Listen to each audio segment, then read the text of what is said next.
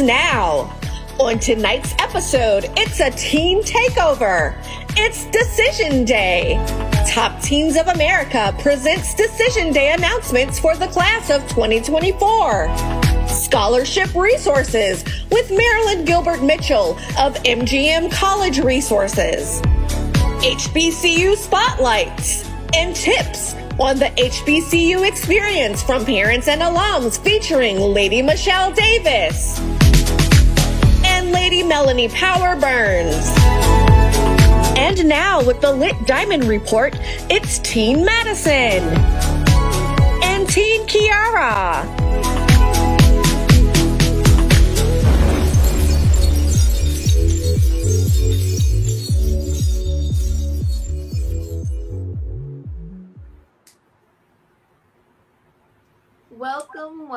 Welcome. My name is Teen Kiara, and I am here with tonight's co-host, Teen Madison. On behalf of the Will County Black Diamond chapter of Top Ladies of Distinction Incorporated, where the president is Lady Tracy Walker Hines, and Top of Teens of America, where Teen Jalea is our president, we welcome you to the Teen Takeover of the Diamond View. Top Teens of America is a humanitarian organization, and our motto is participation is our foundation as leaders of tomorrow. For those of you who are new to the show, the Diamond View was created by the Status of Women Thrust. It's co-chaired by Lady Moretta Smith and Lady Veronica Petty White. The focus of the Thrust is health, wealth, safety, and life. We are some of the teams of the Status of Women Thrust. Shout out to our other fellow teens who could not be on the show tonight. Teens Jalea, McKinley, Isabella O, Madison O, and Kennedy. We are excited about the Teen Takeover, and tonight we want to focus on some things that you probably haven't heard about a lot, but you probably haven't heard it directly from teens.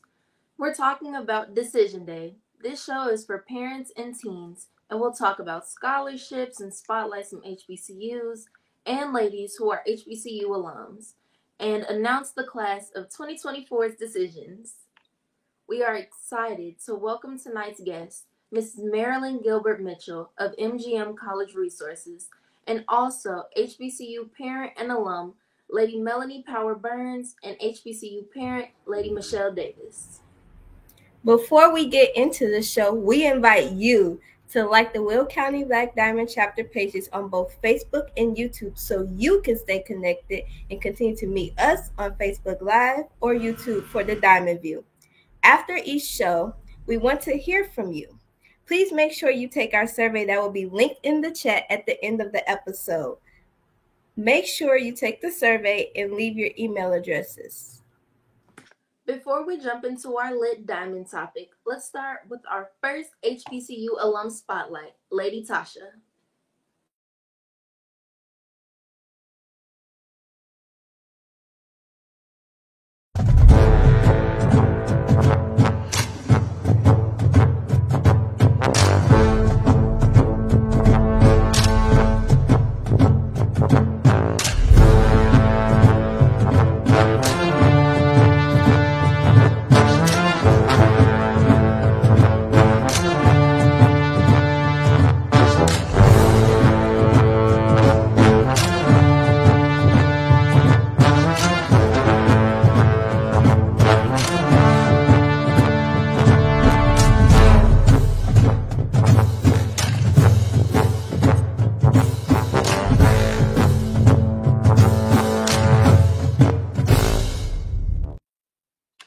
Well, I just love the fact that a lot of HBCUs have a very family-oriented environment, like Lady Tasha said. But for our Lit Diamond topic, me and T. Madison are going to be talking about what we're going to be doing this summer.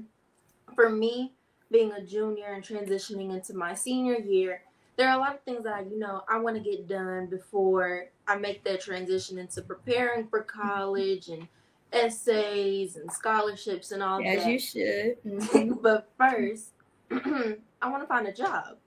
Throughout this journey, I've been looking for, what kind of money, I want. Do I want a lot? Do I want a little?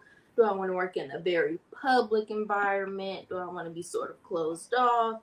Just things like that. And I feel like it's been helping me learn a lot about myself, But I am a little nervous, like Why are you taking that leap nervous? because I'm getting grown, and that's like scary, But what about you getting grown? Timothy? You getting grown? Child, if you getting grown, that's a bad sign. Me, on the other hand, I need to be focused right now because this is the most important time financially on the money. But am I focused on the money? No, not this summer. As much as I need to, I just need to take the time for myself right now, because transitioning to college is going to be a lot for me. So, and it's literally in a couple months. So days are getting shorter, days leading up to graduation are even shorter. So each step seems like it's another milestone. I'm like, dang, I just woke up and now I'm a senior and now it's the end of the school year. Like this school year has went by so fast. Too fast.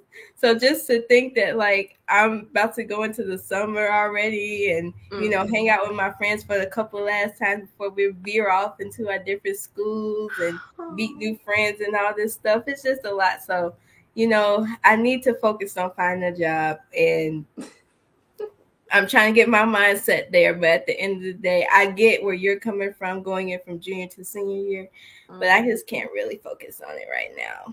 Are you ready for college? Yes and no. I'm mentally ready, but like emotionally ready. Maybe, not sure. Don't know what to, because I'm an only child too. So that comes with, I'm gonna have a roommate. I've never had a roommate for 18 years. 18 years. That's a lot of years. So, it's going to be a heavy transition. So that's why I'm going to take this summer to, get some sunlight, hang out with the friends, grow older, meet new people, all that. Woo! Go somewhere. What else you doing? Probably college tours, I've been sort of on an HBCU tour. I went to Hampton. I went to Howard. More recently, I visited Spelman, took a little trip around Clark, and my next one is hopefully TSU. Just wanting to look around on the campus and things, but yeah, just getting ready for college. Y'all, this summer's gonna be wild, child. Woo! So today is May 1st, and as you guys know, it is recognized as National Decision Day. Yay! We have 8 high school seniors in the Will County Black Diamond chapter of Top Teens of America class of 2024, including myself. Yay! We know that FAFSA is delayed this year, but we're excited to present the Decision Day announcements we have later in the show. Due to the delay, all of us may not have decisions yet, so Status Women will update and repost our video once we have these decisions. As Teen Kiera mentioned, tonight we'll also talk about scholarships, shine a light on some HBCUs out there we visited, and our Will County Black Diamond HBCU alum, and also get some tips from a few of our top ladies who are also HBCU parents or alum. Right now, we have another HBCU alum spotlight and a commercial for you. And then when we come back, we'll move forward to our first guest. So get excited.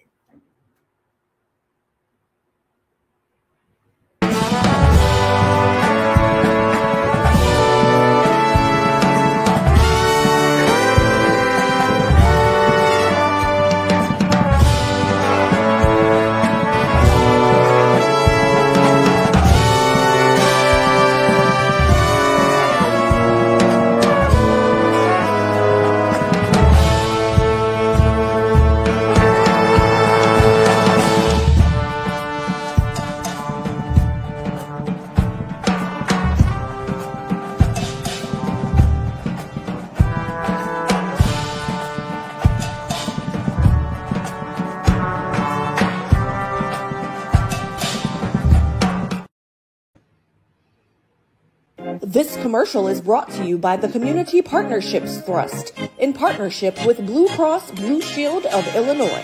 We invite you to support Hope in a Suitcase. Did you know many children in foster care transport their belongings in trash bags? We're hoping to change that. Join us on Saturday, June 8th from 10 a.m. to 1 p.m. to drop off new or gently used luggage for children in foster care. The drop-off location is the Blue Door Neighborhood Center at 11840 South Marshfield in Chicago, Illinois. Monetary donations are welcome via Zelle, or visit our Amazon registry gift list to send a suitcase. Well, we hope to see all of you amazing people at our Hope in the Suitcase event on June 8th. Tonight, we are pleased to welcome Ms. Marilyn Gilbert Mitchell to the show. Marilyn Gilbert Mitchell is a 25-year educator, believes all students can pursue education beyond high school to prepare for a successful life. As founder of MGM College Services, LLC, she provides college planning services for 9th through 12th grade students and families, directly and through schools and organizations. Since focusing on college planning, she has directly assisted 220 plus students in securing 1,220 plus college acceptances and over 17.8 million in confirmed scholarships to help them win with college. She embeds skills and experiences acquired through 30 plus years in roles such as a high school teacher, college instructor, administrator, future 500 human resource representative, Girl Scout leader, international consultant, Illinois licensed educator, proud member of Delta Sigma Theta Sorority Incorporated, and lifelong student with multiple degrees and certifications in providing family college planning and her life's work in divine assignment. One of her favorite quotes is, "With proper planning, college is more than possible." Welcome to the Diamond View Teen Takeover, Ms. Gilbert Mitchell.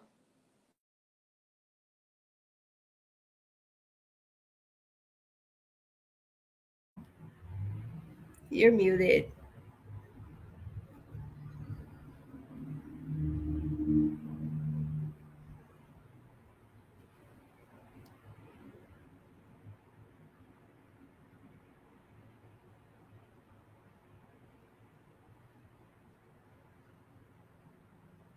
Sorry for the technical difficulties.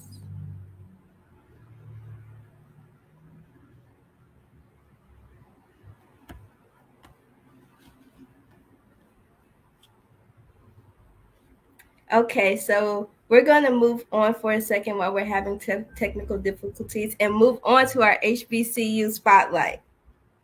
We will come back to Ms. Gilbert in momentarily. Sorry for the technical difficulties. So now let's get excited for our HBCU spotlight. So, on last year's show, we talked about factors to consider in finding the right schools. Seeing people that you relate to excel is such a big factor in some people's decisions. Top Ladies of Distinction Incorporated and Top Teens of America have a national partnership with the United Negro College Fund. This year, we would like to spotlight some HBCUs that our Will County Black Diamond top teens have visited. So, are we ready? Hopefully, because I'm ready. So let's get started. Let's start with North Carolina Agricultural and Technical State University, and is located in Greensboro, North Carolina. In 1891, the college was established with the intention to teach practical agriculture and mechanical arts and such branches of learning as related thereto, not excluding academic and classical instruction, to African American citizens of North Carolina. Today, it is the #1 public HBCU in the nation and the largest HBCU in the nation as well. It is the only HBCU in North Carolina to hold a doctoral, high research activity, and land grant, as well as the most affordable institution of North Carolina's top universities. With well-known majors and programs, those include various forms of engineering, aviation, business, and agricultural majors. Some alumni names you may recognize include Jesse Jackson and astronaut Ronald McNair. Aggie Pride! Go Bulldogs! So this university to me is the blueprint of everything an HBCU has to offer. You name it, this university has it, baby. I love the different levels of community and the different levels of family on this campus. And you truly feel like a boss when you walk around that campus. You truly feel like no matter what, I can do and be anything I want. And I think that's something that each student should have in the university that they go to. I will highly encourage you to check out North Carolina A&T if you are looking for a home-based, family-based, Aggie prideful school. If you want a campus like that, go ahead and be my guest and check it out. It may not be the school for you, but you're missing out if you don't at least check it out. And for our next HBCU, the illustrious Hampton University. It was founded on April 1st, 1868, and is located in Hampton, Virginia. Some of the more popular majors that they have include psychology, biology, business administration and management, broadcast, and journalism. And some well-known alum include Wanda Sykes, Booker T. Washington, Spencer Christian, and Devin Green. So for me, I just recently went maybe now 2 months ago, and it was just such a beautiful campus. Like Hampton just felt so friendly and sort of peaceful. It felt like a nice library. It just felt very classy and just calming. You know, it's by the water. I just had an amazing experience. I went on high school day.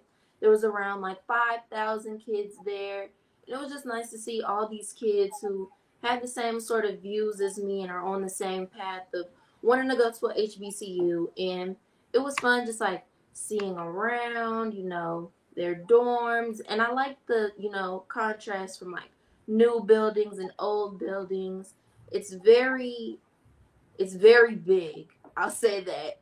Like, we drove around the first day and then we took the actual tour. It is a very big campus, but you're not going to want to leave. Like, it just felt so peaceful, and it just seemed like it gets you ready for the next chapter in your life. And you could just see all the kids were like prepared and just ready to take on with their careers. So I would definitely say check out Hampton University. Yeah, I like that you say it's really big, because I remember being on campus and my 4'11" self walking around like this is too much walking for me to get to classes, but it is so peaceful and so beautiful on the campus, and I just love Hampton. So I also recommend you guys check that school as well. But I have another campus who is just like that, and that is Prairie View A&M University. It is known as the oldest public institution of higher education in the state of Texas. Known as the Hill, its inception took place in 1876. The university has over 50 buildings on 14,440 acres of land in one of the most rural parts of Texas. Nursing, the popular major at Prairie View A&M, and some well-known alum include Mr. T, Megan Thee Stallion, Lonnie Love, and Terry Ellis. So I have a lot of history when it comes to Prairie View. My family went, my grandmother, my father, my mom, they all went to Prairie View. So I've heard about it. I've been a couple times, I believe, in my life. And just that's another school that has so much pride. Every HBCU has pride. Don't get me wrong. Every HBCU gonna have their own pride. It just is how it is. But this campus is more of like a big family reunion. Every time you're on campus, every time you go to class, your friends aren't even your friends. They could be your cousins. Like it's just that type of feel. Like I just feel like I'm at home when I'm on that campus. I feel protected. And I haven't even gone to school, but I'm saying visiting that campus, it felt like I was actually a student that attended that campus. And I think if you're looking for a more homey, peaceful, but yet family reunion, and you still having fun and still going to the parties and stuff, definitely check that school out because it could be the school for you. And that is it for our HBCU Spotlight. We encourage you to do a little research and don't sleep on HBCUs. Let's check out another HBCU Spotlight with Lady Melanie, who will be on our next segment.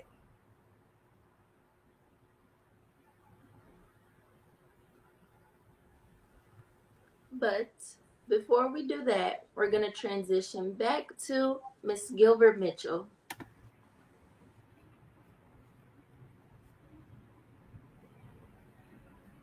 Good evening. Can you hear me? Yes, we can. Good evening. Yes. Good evening. I'm happy to be here, and you all are doing a great job. I apologize. Technology did not want us to be great tonight, but we're still here. Perseverance always wins. Welcome to the show again. Tell us a little bit more about yourself and how you got started with MGM College Services.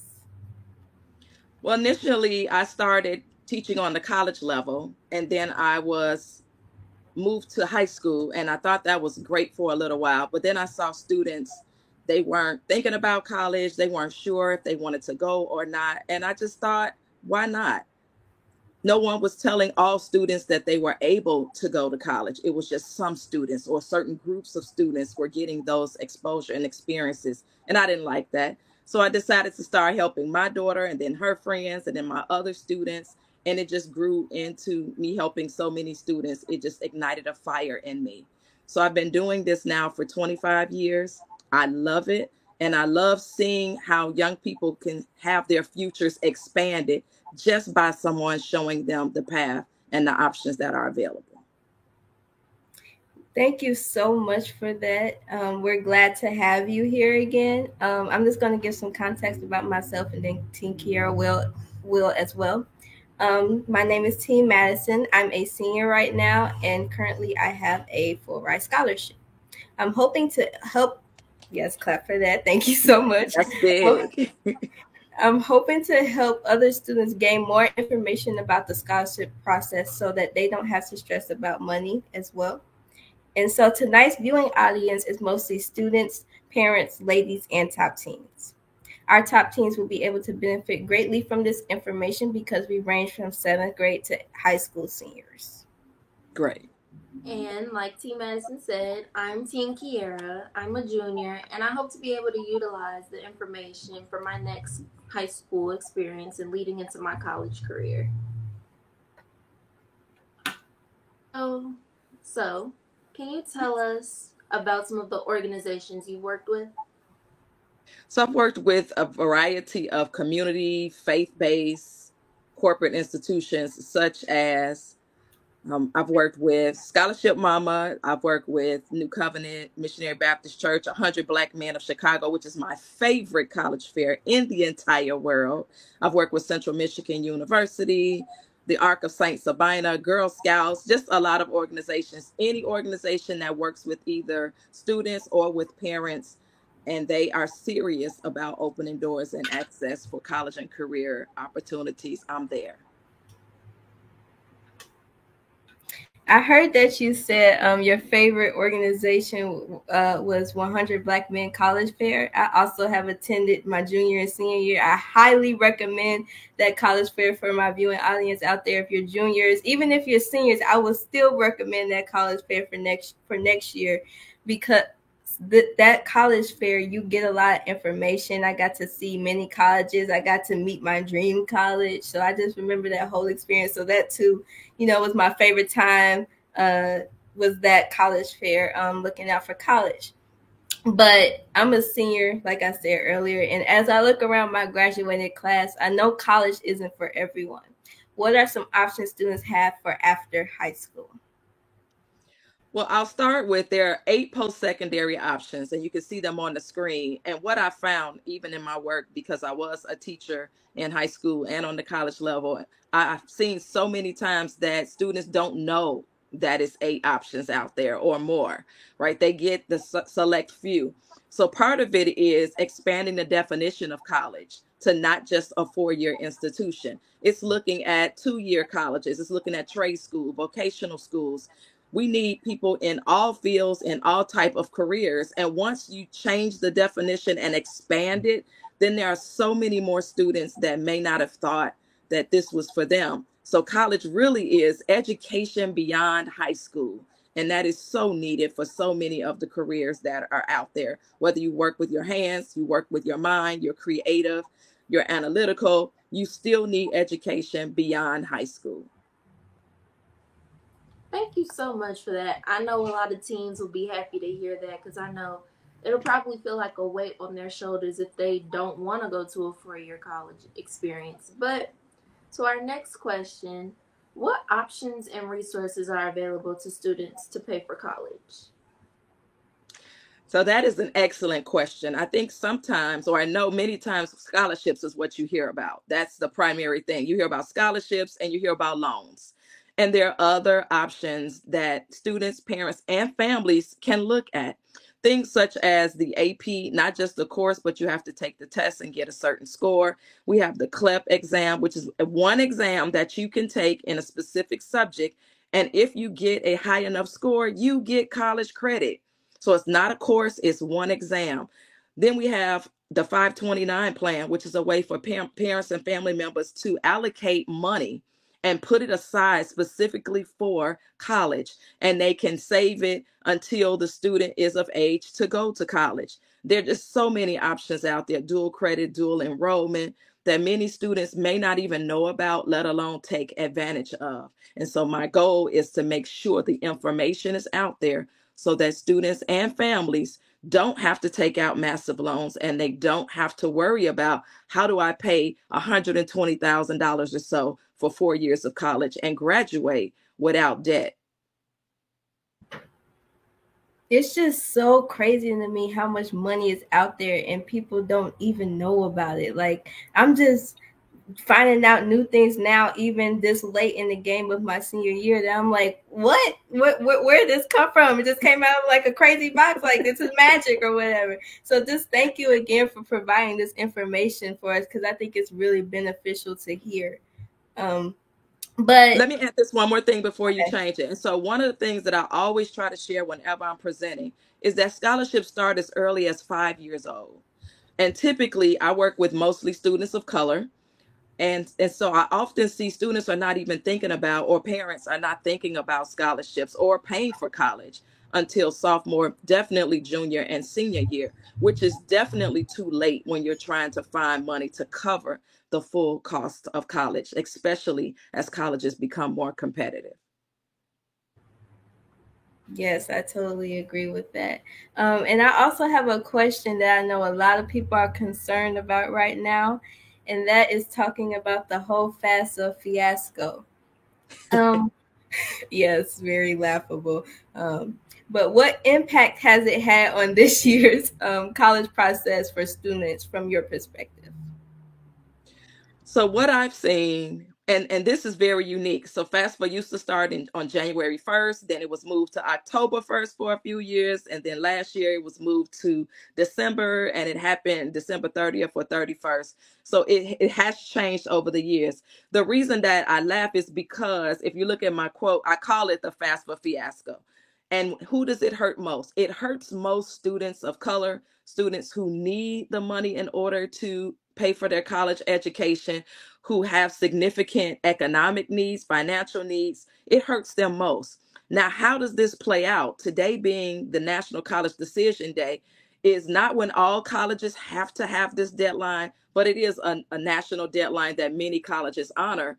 Is this date is here, but it's really not here because FAFSA was late in sending their reports to colleges to create financial aid packages. That means that students and parents and families did not have enough information to make a decision about college choice.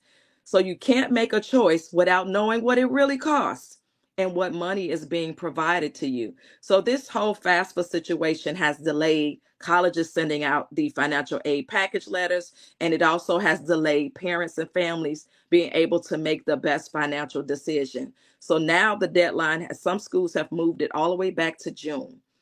And that's going to delay so many other things, because how do students and families make decisions on a college at $30,000 per year average without knowing exactly what it looks like? It's the equivalent of going to the store and putting things in your basket and you have no idea what it costs. And then you get to the register and wonder if you have enough to pay the bill.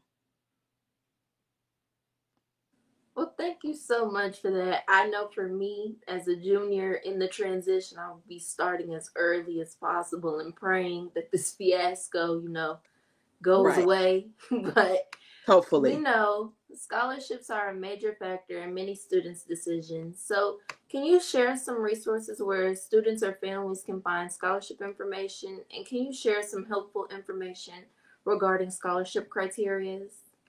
Absolutely. Thank you. So there are over 13 million scholarships that are out there. So the money is out there. The key is, are students willing to do the work to get the money? That could be writing an essay. Maybe that's filling out an application, getting letters of recommendation. There could be a lot of things that scholarship or agencies are asking for, and they have the right to do so. If they have the money and students want the money, then they have to follow the process. So on the screen are the ones that I recommend to students. These are reputable sources. There are a lot of sources out there. There are scholarship scams that are out there. They want your personal information. So you just have to be really diligent in doing the research. So all of these on the screen I have used with students. Some of them are through the federal government and other government-based or government-funded entities. So this is a great place to start. I will say, though, if students are not willing to do the work to research and find the colleges that match their needs, that match their requirements or what their numbers look like, then all of this won't help if they won't do the work and follow through with the process. Do the work. I know my class out there, we gonna do that work so we can get that money. So I'm gonna just say that real quick. Thank you. And so looking at this screen, the easiest way to get scholarships for college, your numbers. What is your GPA?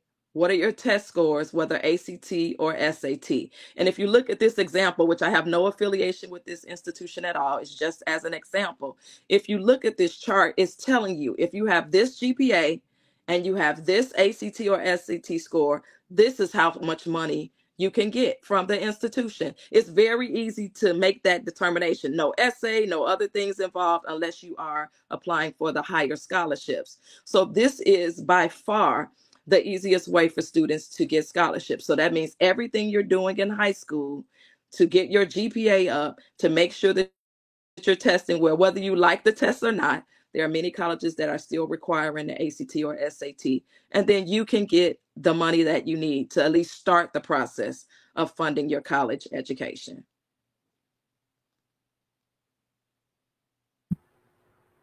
Thank you so much for all that information. Audience, make sure you take that all in because that was a lot. But it was a lot of helpful information just to know. So thank you so much again for that. But can you also talk about the seasons of the applications and whether you know about any more scholarships that are out there that are still taking applications? Absolutely.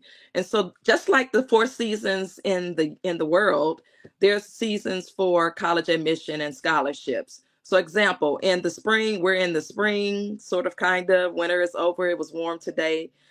In the springtime, this is when many students do college visits. And I heard the conversation before I joined about taking college visits and going to view the campus. Get beyond looking online. Maybe that's just a cute picture, but you need to put your feet on the campus. So campus visits right now, they have admitted student events. So if you have already been accepted, they may fly you in or have you come to campus so you can find a potential roommate, walk around campus and learn what the campus looks like so you won't be lost. I remember teaching high school and freshmen would be sold an elevator pass. There were no elevator passes, right? So we don't want students in college to fall prey to being lost and walking around in the wrong area. So for summer, students who are not seniors are looking at college visits. They're doing summer programs that colleges may offer. If they are seniors, they're trying to work and save money. They're trying to reduce the amount of out-of-pocket expenses. They may be celebrating graduation or preparing trunk parties in order to get things for school. In the fall, college admission opens and scholarships open in the fall. Typically, the summer, you don't see a lot of scholarships. So in the fall, we have college admission season opens for seniors. We have college fairs going for all grade levels 9 through 12. And then we have college fairs and college visits and scholarship deadlines, the first major institutional scholarships. And then over the winter, that cycle continues. So there's something for grades 9 through 12 to do all year round. It just depends on what the grade level is, what the goal is for that particular student. Well, thank you so much. I know I didn't know that there were certain seasons for scholarships, so that was new for me. But we talked about the seasons of application, but what tips do you have for students who wish to apply for scholarships? And is there a certain timeline that they should keep in mind? Yes, absolutely. So I would start with apply all the time, right? Apply, apply, apply, apply. If you don't apply, the answer is automatically no. So students have to apply for scholarships. So I recommend to my clients that they get a scholarship buddy. So whoever you hang out with, go to the store with, you go get your nails done together, you go play ball, whoever your closest people are, hopefully your goals are aligned and that you are pursuing education beyond high school. So pick a day of the week, study together, find scholarships together, research. Say, oh, I found a scholarship for medical. I know that that's not my field, but maybe it'll help you out. So you can build those networks now. So out of the tips on the screen, the apply one is major. Being organized. Are you going to use paper? Are you going to have a digital notebook? How are you going to keep track of all the scholarships when you apply, what the response was, what the requirements, and then set reminders. Many students, their phone is glued to their hand. So why not set reminders? Why not look and have special times when you are going to pursue your scholarships? And lastly, I definitely want to highlight follow directions. If the directions say it's due by a certain time zone, then you have to make the calculation. If they ask for 3 letters of recommendation, don't send one. Follow directions. The people who have the money have the right to decide what it takes to get access to that money. So those would be my top scholarship tips from the list that you see. Okay, well, thank you so much for all of this information. I know I learned a lot from, how early I could be applying for scholarships, that there's, like you said, there's always money out there. And we're just so thankful that you gave us all this information. So what you see on the screen, these are scholarships that are due right now from May 1st, which is today, all the way through June. And so, of course, this is just a small sampling, but I just wanted to show you that there are scholarships available. And so once you do the research and you find them, then you apply and you can get money where other students won't if they're not willing to roll up their sleeves and put in the work.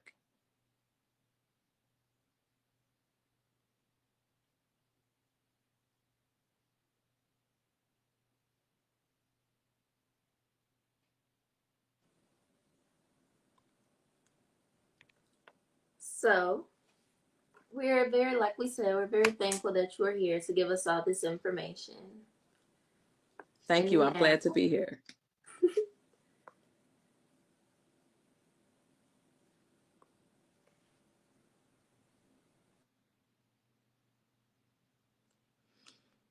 So this is an upcoming event I have that is this summer. I have it every year. It is for students who are rising seniors, so class of 2025, graduates from 2024, and then also college freshmen, early college students. And this event will have panel discussions on health, wellness, finances, safety, a campus at home. And every year my guests are different. So it's not just for the graduates or the students, it's for the family members as well. And it's something there for everyone so that you can start off on college on the right foot. And if you're preparing for college, you can start even earlier and make sure that your transition is successful and you do all the things that are needed.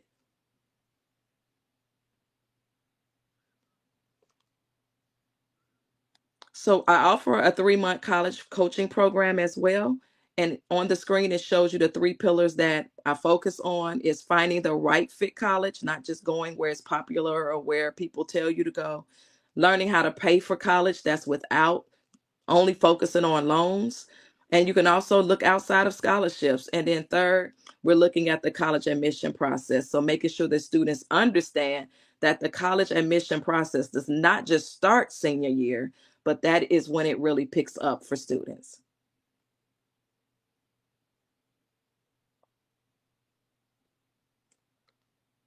So this is for parents. Parents, this is a free gift from me to you.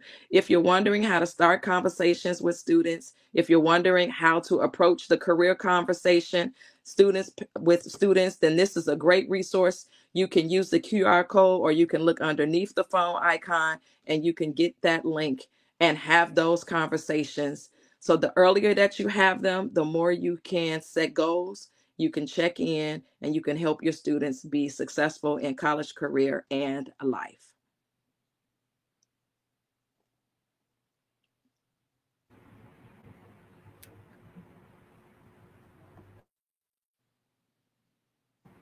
Well, I just want to say thank you again for coming. This has been very informative. I learned a lot today. I'm sure Teen Kiera can say the same about money and how money's still out there, even more money that I didn't even know. It's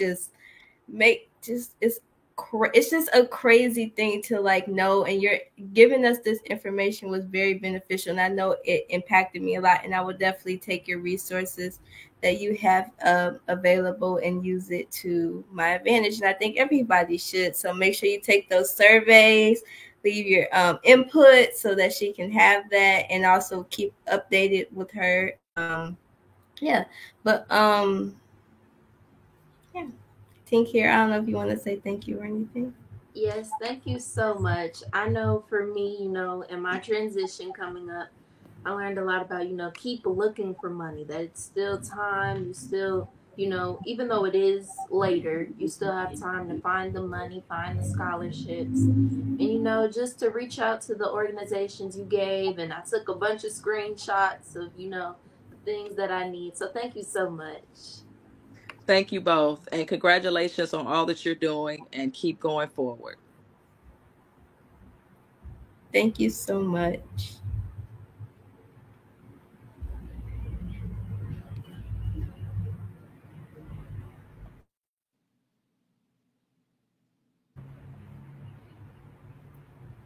Next, we're going to take a quick break with Lady Stacy's video, HBCU Alum Spotlight. So check out Lady Stacy's video.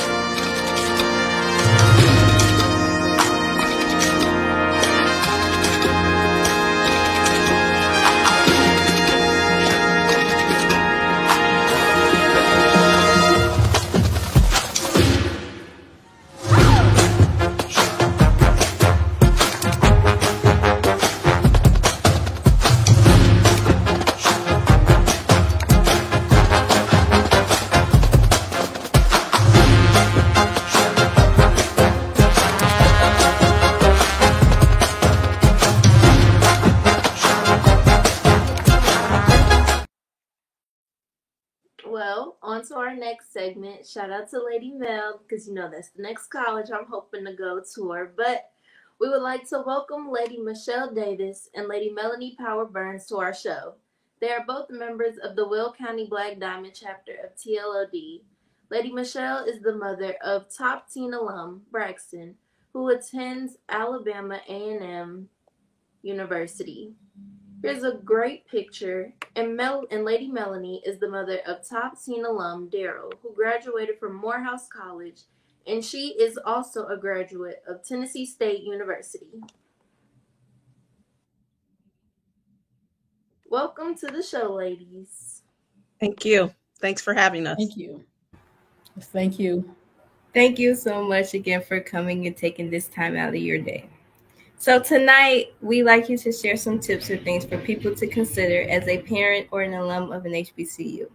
Let's dive right in. Lady Mel, how did going to an HBCU benefit you most? Well, good evening, everyone. Attending Tennessee State University gave me a sense of belonging.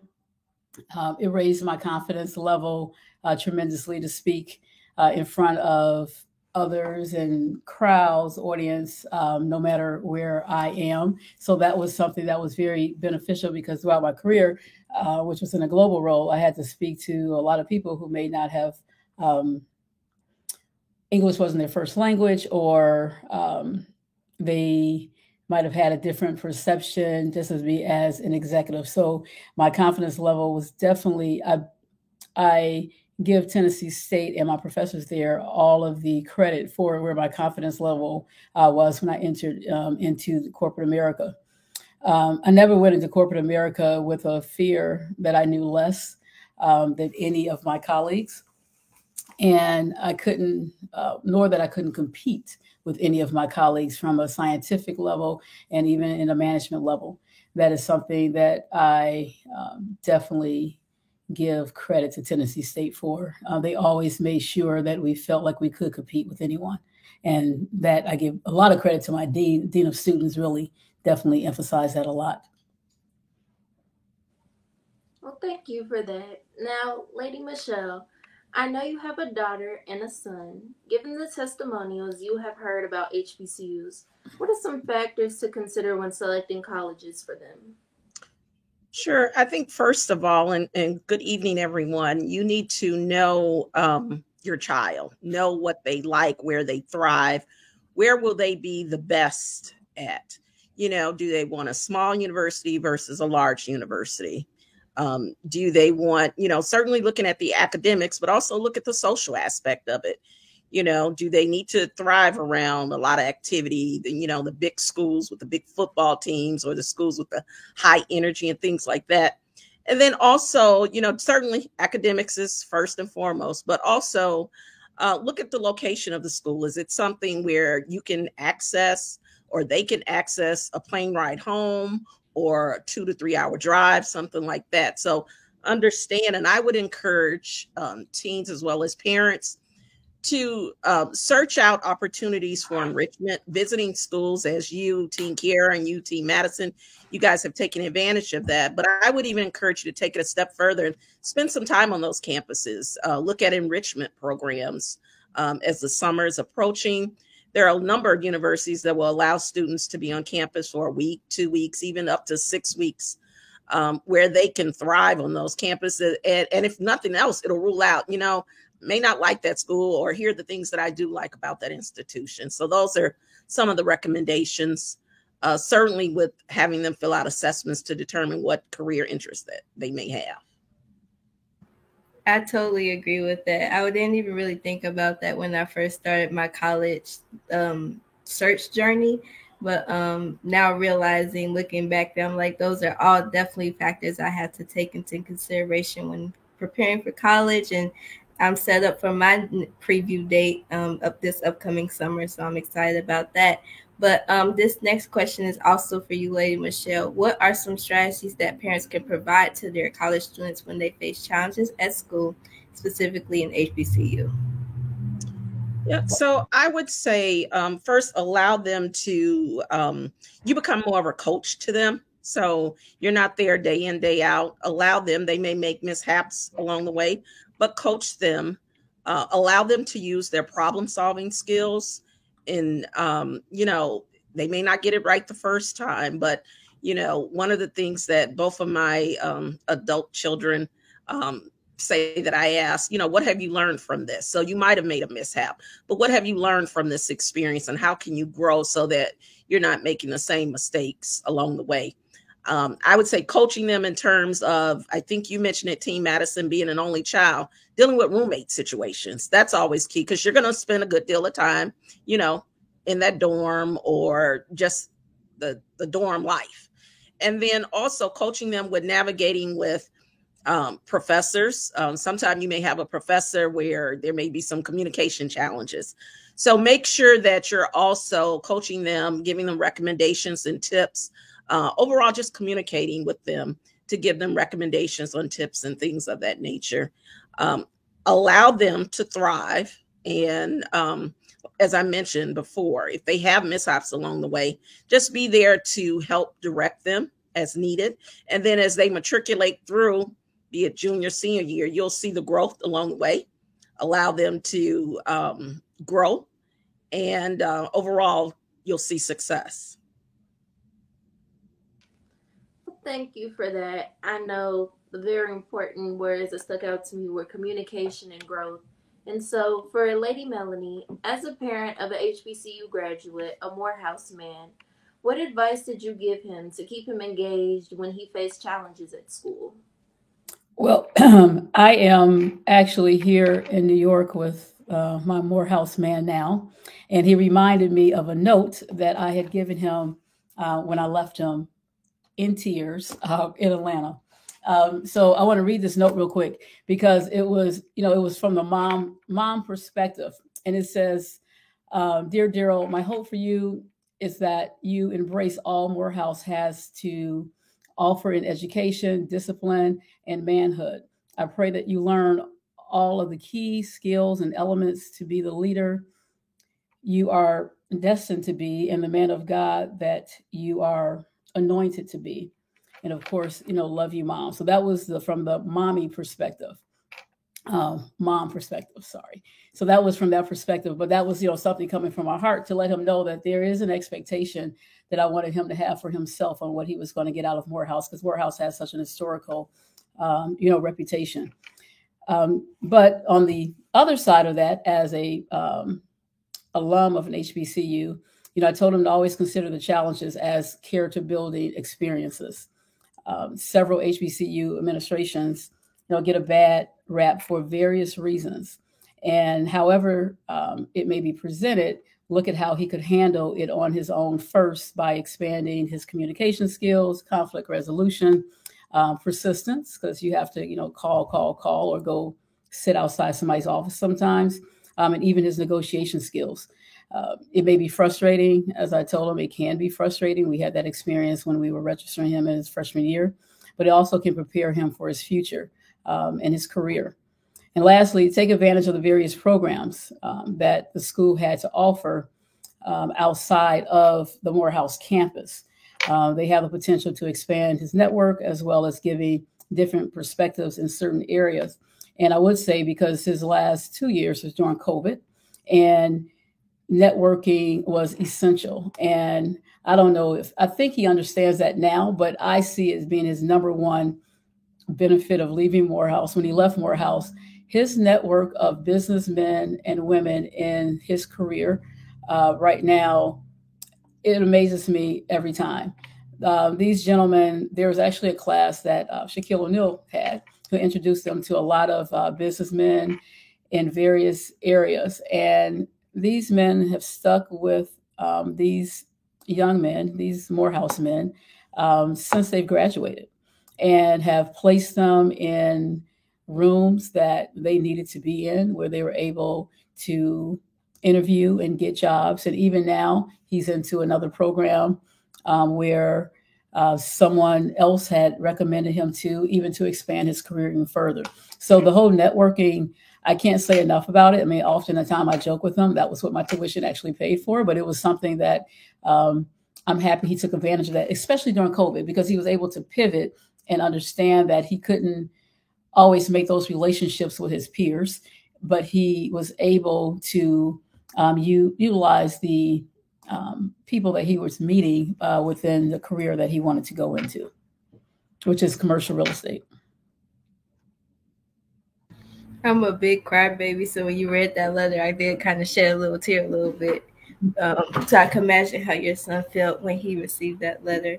And that was very impactful. So thank you for that. But Lady Michelle, let's talk more specifically to the parents. Can you give us some insight on HBCU parents versus PWI parents? First of all, and my daughter attended a PWI, my son, which is at an HBCU. The HBCU experience, and although I had familiarity with it because I also attended PWI, I see that it's a lot of school spirit. Aside from the academics, there's a lot of school spirit, a lot of nurturing. And at that time, that's what my child needed at that time. And he entered college at the onset of, it was COVID. So there were a lot of, as Lady Mel mentioned, you're calling, you're trying to reach people. A lot, the summer before he went to college, the whole staff at the school was still working from home. So we had to have the orientation virtually. I'm trying to get on the call thinking I'm going to see the campus, and actually they're at home. So it was a lot of adjustments, but perseverance is definitely one. I was a little unsure of him going, and we as a family talked about it. I did have a good friend. She was also an HBCU alum, and her son was going the same time. She encouraged us to send him because at one point we thought about, does it make sense to go when he's, having class virtually? So you're going here to this institution and you're sitting in your dorm room. You're going to get carry out food because that's what it was. It wasn't until a year and a half after that he actually was able to eat in the cafeteria. So it was perseverance because that's what his experience was, as well as the PWI.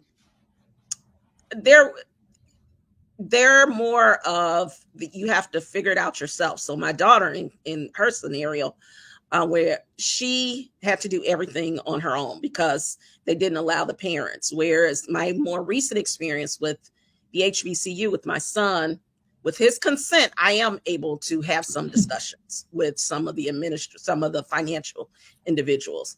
But at the PWI, my daughter had to figure it out all on her own. She was fortunate at the institution that she had spent some time on the campus, knew some resources. I knew some resources since I attended the same school. So it worked out on her behalf. But it's about networking, as we talked about, and building those relationships. And they both have done that. And we're within a year of his graduation. So I think it's fared out fairly well for him.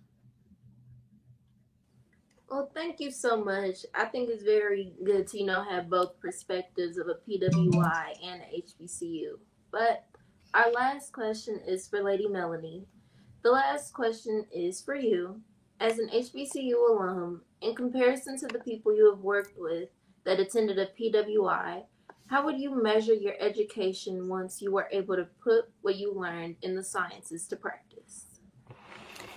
100% comparable, specifically in the sciences. You really can't deviate too much from science. I am 100% a science geek.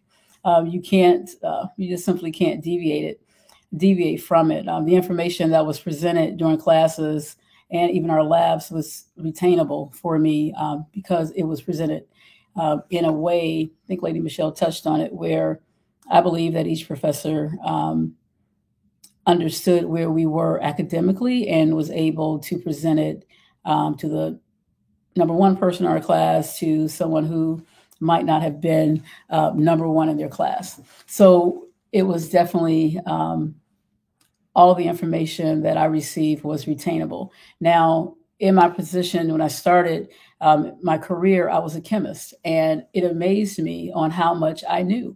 I was a bench chemist in the beginning, and I did that for 7 years. And so chemistry is second nature for me, and that was my minor.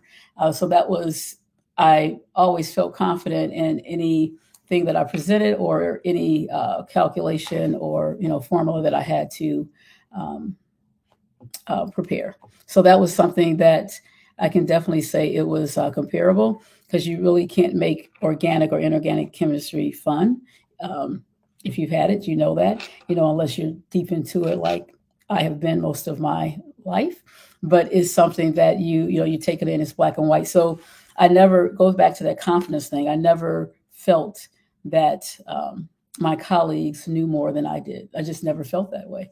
And I do believe that how my professors explored other parts of the science, which I have utilized in the pharmaceutical industry, from physics to micro, pathology, endocrinology, and even ecology, it was something they presented in a way that I understood it. They made it practical. We went on my first time doing hiking was in my ecology class. My first time going to working on cadavers, which, I never thought I would have that opportunity. That was at a HBCU. So I never felt that I was not ever qualified to be along the side of any of my peers.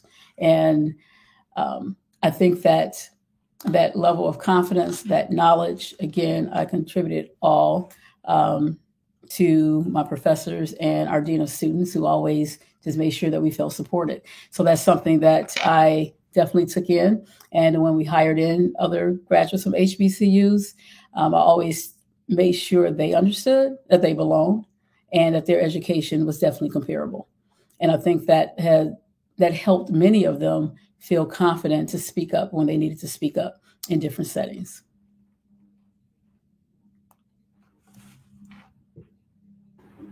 Well, that was a lot of helpful information for those parents out there who have seniors going to either PWIs or HBCUs and are stressing out. So thank you again, ladies, for taking the time and giving us your insight for today's show. We really do appreciate it. Thank you. Thank you for having us. And congratulations to you both. Your accomplishments. Thank you. Well, as we mentioned earlier today, it is National Decision Day, and this year the Will County Black Diamond chapter of Top Teens of America has 8 seniors in the class of 2024. These teens are Team Brooklyn, Team Caleb, Team Leah, Team Madison N, Madison O, Madison R, Team Mitchell, and Team Morgan. We've waited long enough. It is time for Decision Day of 2024. Again, as a reminder, due to the FAFSA delay, some of the seniors have not made decisions yet. So Status of Women will update and repost the video once we have all of the decisions.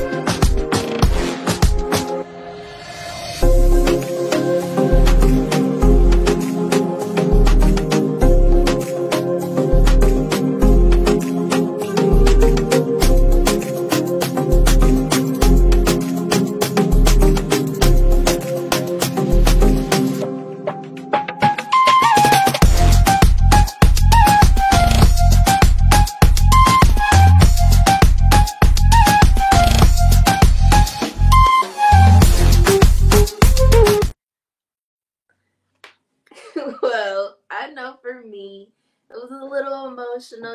These are people that I consider, my big sisters and brothers, and they're moving on to their next chapter, and I'm so proud of all of you. And teens, ladies and gentlemen, tonight's Decision Day conversation and announcements have been amazing. We want to say thank you to our guest tonight, Miss Marilyn Gilbert Mitchell of MGM College Resources, and also Lady Melanie Power Burns and Lady Michelle Davis. Next, we would like to thank the ladies of the Styles of Women Thrust. Working backstage tonight on the controls, we have Lady Moretta, and in the chat, Lady Beverly, Lady Veronica, and all of the Will County Black Diamond teens and ladies. Thank you. We would also like to thank Joseph Smith II of Graymore Photography for our audio visuals. As treasurer of the Will County Black Diamond chapter of Top Teens of America, I would like to congratulate the class of 2024 on their Decision Day announcements. We will miss you all when you graduate, but we know you'll do great in college. This has truly been a teen takeover. Thank you again for watching the Diamond View. Until next time, keep shining. Yay! Thank you.